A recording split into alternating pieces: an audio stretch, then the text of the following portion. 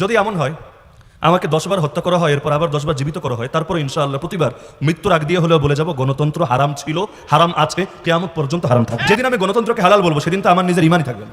কোনোদিন যদি আমার মুখ থেকে এমন কোনো কথা বের হয়, সব আল্লাহ না করুক, যদি এই জাতীয় কোনো কথা বের হয় যে আমি কুফরের পক্ষে দালালি করা শুরু করেছি, আমাকে ত্যাগ করবেন, বয়কট করবেন। আসসালামু আলাইকুম ওয়া রাহমাতুল্লাহি ওয়া বারাকাতুহু।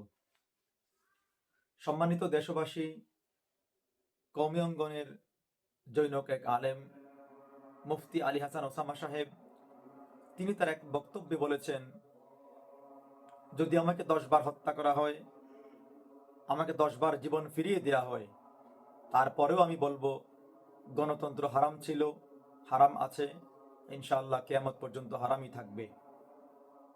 যদি এমন হয় আমার ফ্যামিলির সকল সদস্য গণতন্ত্রকে মেনে নিয়েছে, পৃথিবীর সকল মানুষ গণতন্ত্র মেনে নিয়েছে, তারপরেও গণতন্ত্র হারাম আছে, হারামই থাকবে।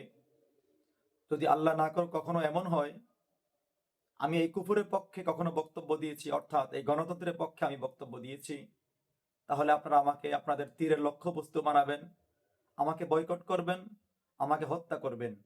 আর আমি এই শ্রোতা সকলকে সাক্ষী রেখে বলছি, যেদিন আমি গণতন্ত্রের পক্ষে কথা বলবো সেদিন আমার ইমানই থাকবে না।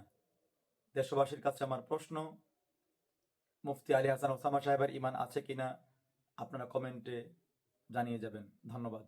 আসসালামু আলাইকুম রহমতুল্লাহ।